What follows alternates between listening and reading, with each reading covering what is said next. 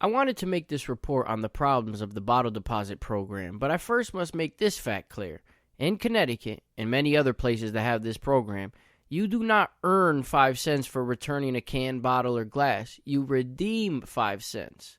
This means that you, or whoever bought the drink, had to pay an extra 5 cents for each bottle at the register at the time of purchase, and only when you bring back your bottle do you get that 5 cents back. It seems as if this is something that shouldn't have to be explained, but you'd be surprised at how many people still don't understand how this works. Moving on, earlier this year there were reports that the state of Connecticut wanted to raise the bottle deposit up from 5 cents to 10 cents. Also this year, in relation to the bottle deposit, a bill was introduced in the state legislature that would drop the deposit of 5 cents and replace it with a non-redeemable tax of 4 cents, as well as a bill that would require beverage distributors to pay a higher handling fee to bottle redemption centers. Instead of going over the intricacies of these proposals, I think it would be much better to simply explain how the bottle deposit program is just another revenue-generating scam by the state. First, it needs to be understood that empty cans, plastic, and glass bottles don't really have any value. If it was cheaper to create new bottles out of recycled bottles than it was to create them from scratch, bottle manufacturers would be paying you for the empty bottles. In other words, if you could actually make something of value out of your used bottles at a profit, the state wouldn't need to force you to recycle. There would be a market for them. People would be offering you money for your empty bottles. As an example of this, the state doesn't need to force you to recycle copper or other forms of scrap metal because the cost of recycling these things is currently cheaper than the cost of manufacturing them from scratch. Because of this, people will come and take the metal from a garbage pile on your sidewalk for free or go into your house uninvited to steal your copper pipes. The time and money that it takes to collect recycled bottles, truck them to a location, sort them, clean them, and actually begin the recycling process is highly inefficient and cannot be done at a cost that would make this process profitable. A representative from the Coca-Cola Company testifying against one of the proposed bottle bills briefly describes the problem his company faces. Quote, "Though our industry sells tens of millions of dollars in bottle bill scrap from Connecticut, the revenue does not come close to balancing the inherent expense our industry faces in fuel, energy, and handling fees. Nor does it compensate for the sub-optimization of our delivery routes and warehouse space, as a lot of time and space is required to handle containers for processing." End quote. Of course, this is all done under the guise of protecting the environment, but when you factor in the fossil fuel used to move these recyclables around, the energy used at these recycle facilities, the water used to clean the empty bottles, and other aspects of the process, it could leave a person questioning whether this is really helping the environment at all. And while many environmentalists support these forced recycling projects and any other project that has a stated goal to conserve resources, they seem to neglect the most important resource of all, the one that we can't make more of. Time. Every moment of the process, from you bringing your bottles to the redemption center to the recycled plastic being turned into something, is time lost that could have been used to do something more productive or preferential. Not only is all of this forced recycling very time consuming, but because it increases the cost of our products, we have to work more to be able to afford the increase in cost, wasting more of our time. There are also unintended crime influencing consequences of these forced recycling policies.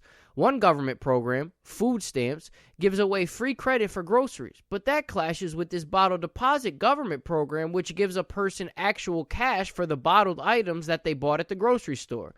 This causes some food stamp recipients to engage in water dumping, which is when a person buys water bottles with food stamps and then promptly dumps out the water to redeem the 5-cent deposit. Another scheme created as a result of bottle deposit laws is people crossing state lines with truckloads of bottles to get a higher redemption value. In a case that happened this month, 2 men were arrested after allegedly smuggling recyclables worth an estimated $20,000 into California from Arizona. If Connecticut were to pass a 10-cent bottle deposit law, what would stop people in surrounding states that have a lower deposit value, like Massachusetts, from crossing the border and depositing their bottles here? Surely more policing would be needed, or added regulations on manufacturers to ensure origin of purchase, or some other governmental policy that would burden true progress and lead to an eventual lowering of our standard of living. So if it hurts the consumers, hurts the producers, creates crime, and has questionable benefits to the environment, why is this policy in place? You'll be shocked to learn that it is a massive revenue-generating scheme by the state. For all of the bottles that don't get redeemed, whether they're thrown in a garbage or recycling bin, the state keeps the leftover cash. Money accumulated from the unredeemed containers totals $31 million a year in Connecticut. And if the state raises the deposit to 10 cents, they expect to extract another $12 million annually. Aside from forced recycling being a massive government revenue-generating scheme, there does appear to be a more sinister end goal of these programs. Regular viewers and readers of my site are already aware how the main environmental groups today are pushing an agenda of mass surveillance through smart technology, the reduction of the standard of living in industrialized nations, and a highly regulated collectivist society, all done under the guise of saving the environment. If these forced recycling policies are allowed to continue to expand, we can see a future where we are made to recycle everything, and strict policing tactics would have to be enacted to ensure our compliance. Examples of extreme tactics are already taking place throughout the world. In some places in England, you can get fined for leaving your trash bin slightly open. The New York Times explained the situation in various places throughout England. Quote, "Many now collect trash every other week instead of every week. They restrict households to a limited amount of garbage and refuse to pick up more. They require that garbage be put out only at strict times, reject whole boxes of recyclables that contain the odd non-recyclable item, and employ enforcement officers who issue warnings and impose fines for failure to comply." End quote. This is happening across Europe as the European Union threatens to levy massive fines on nations that don't comply with their strict recycling regulations. Some European nations even deploy garbage bins that are fitted with microchips, enabling local councils to record the weight or volume of garbage per household.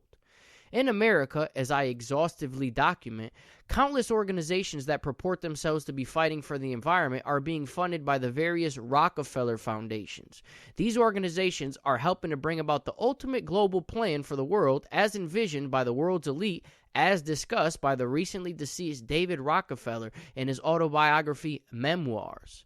Therefore, I couldn't let the opportunity pass to document another Rockefeller-funded connection in relation to local politics, and in this case, regarding forced recycling. There was a news conference held on April 13th by various environmental groups around the state to give their support to the proposal, which would require beverage companies to pay a higher handling fee to bottle redemption centers. One of the women speaking, Kate Cohen, was representing an organization called CONPIRG, or the Connecticut Public Interest Group. CONPIRG describes themselves as a, quote, nonprofit, nonpartisan watchdog group working on behalf of consumers, the environment, and a good government in Connecticut, end quote. CONPIRG has received funding in the past from the Rockefeller Foundation as well as from the Rockefeller Brothers Fund to produce various studies which, shouldn't surprise anyone, concluded global warming caused by human activity is a serious threat to Connecticut, and a solution to the problem involves implementing policies that would increase the cost of owning a private motor vehicle, like congestion pricing. For more information on this, check out my related videos. Thank you for watching, and subscribe to the channel.